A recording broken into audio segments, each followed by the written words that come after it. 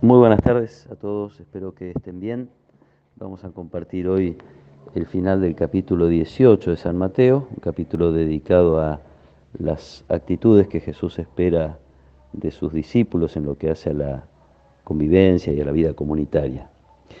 El pasaje de hoy es el siguiente.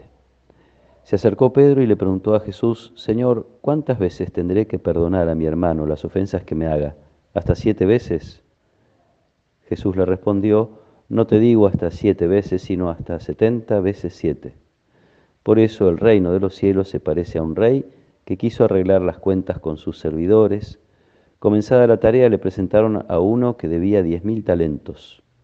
Como no podía pagar, el rey mandó que fuera vendido junto con su mujer, sus hijos y todo lo que tenía para saldar la deuda. El servidor se arrojó a sus pies diciéndole: Dame un plazo y te pagaré todo. El rey se compadeció, lo dejó ir y además le perdonó la deuda. Al salir, este servidor encontró a uno de sus compañeros que le debía 100 denarios y tomándolo del cuello hasta ahogarlo le dijo: Págame lo que me debes. El otro se arrojó a sus pies y le suplicó: Dame un plazo y te pagaré la deuda. Pero él no quiso, sino que lo hizo poner en la cárcel hasta que pagara lo que debía. Los demás servidores, al ver lo que había sucedido, se apenaron mucho y fueron a contarlo a su señor. Este lo mandó llamar y le dijo: Miserable, me suplicaste y te perdoné la deuda.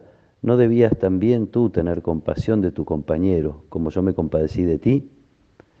E indignado el rey lo entregó en manos de los verdugos hasta que pagara todo lo que debía.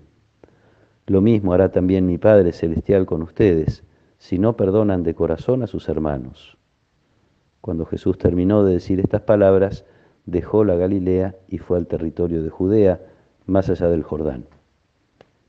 Palabra del Señor. Seguramente Pedro habría escuchado, habría tenido noticias de lo que enseñaban algunos maestros respecto de el perdón, con esa costumbre de ponerle números a la moral, cuántas veces había que perdonar según el vínculo que se tuviera con esa persona. No era lo mismo perdonar a una esposa, a un hijo, que perdonar a una persona ajena a la familia. Entonces, ¿hasta cuántas veces se podía perdonar? Y esta es la pregunta que le hace Pedro a Jesús, y como habitualmente Jesús lo descoloca con su respuesta: 70 veces 7, es decir, siempre. Una posibilidad, esta que Jesús propone a los discípulos, que se apoya en primer lugar en la conciencia del perdón recibido de Dios, esto es,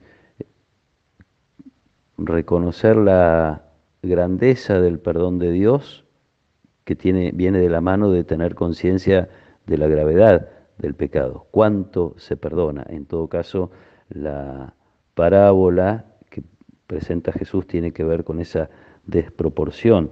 El, el rey perdona a este servidor suyo una deuda enorme, impagable, ni siquiera vendiendo a este hombre con su mujer y sus hijos puede terminar de saldar esa deuda, no solo ante el pedido y la súplica de este servidor, no le posterga la deuda, no le aplaza, no le da más tiempo para que pueda pagarla, sino que se la perdona absolutamente. Entonces este hombre, cuando sale, tiene un compañero que le debe casi nada, muy poco en comparación con la gran deuda que él tenía con el rey, y no lo quiere perdonar. Una imagen de la dureza a veces del corazón humano, incapaz de comprender la debilidad ajena cuando tiene conciencia de que su debilidad fue comprendida por Dios, perdonada. Por eso digo que tiene que ver con la experiencia personal de la conciencia del pecado y de la grandeza del perdón de Dios. Probablemente una persona que no se sienta culpable o no se sienta perdonada tenga dificultades para perdonar. Esto puede originarse en la relación con Dios como en la relación con los demás, que son también instrumentos de Dios para mostrar su paciencia, su compasión y su perdón. En el mundo en el que hemos escuchado probablemente que la venganza es el placer de los dioses, es fruto de la pseudo sabiduría popular, o esto de que la venganza es un plato que se come frío, como que conviene esperar y es bueno esperar para poder vengarse bien del mal recibido, lo normal sería esto, no tener capacidad para perdonar y buscar el modo de conseguir alguna revancha. Parece entonces que quien perdona queda en un lugar como de debilidad, de incapacidad de defenderse, cuando justamente para nosotros la fortaleza es la capacidad del perdón. Y por ir al caso más extremo, Jesús en la cruz es fuerte cuando pide a Dios que perdone a quienes lo están crucificando. Perdónalo, Señor, no saben lo que hacen. Y Jesús vincula esta capacidad nuestra al perdón que podemos recibir de Dios. Es casi como un círculo. Habiendo experimentado el perdón de Dios, soy capaz entonces de perdonar. Siendo capaz de perdonar, me acerco a la posibilidad de que Dios me perdone. Y todo lo contrario, así como lo dice Jesús, eh, el Padre hará lo mismo con ustedes si no perdonan de corazón. Lo decimos seguramente a diario y probablemente muchas veces al día. Perdona nuestras ofensas como nosotros perdonamos a los que nos ofenden. Está vinculado, uno podría decir, de esta exigencia del Evangelio, lo que alguna vez hemos escuchado, si no tenemos esta actitud por virtud, tengámosla al menos por inteligencia, por astucia. Si nos acostumbramos a perdonar, vamos preparando el terreno para que Dios nos perdone. Que no significa el perdón exponerme a una nueva violencia o agresión. Yo puedo perdonar al otro, en primer lugar, si el otro está dispuesto a recibir ese perdón, y en segundo lugar, si hay algún intento de cambio en la otra persona. O en todo caso, puedo perdonar una y otra vez con la esperanza de que ese perdón ayude también al otro a revisar su actitud o sus actitudes. También parte del perdón puede ser poner los medios para mejorar la vida del otro, que es el que agrede o hace mal.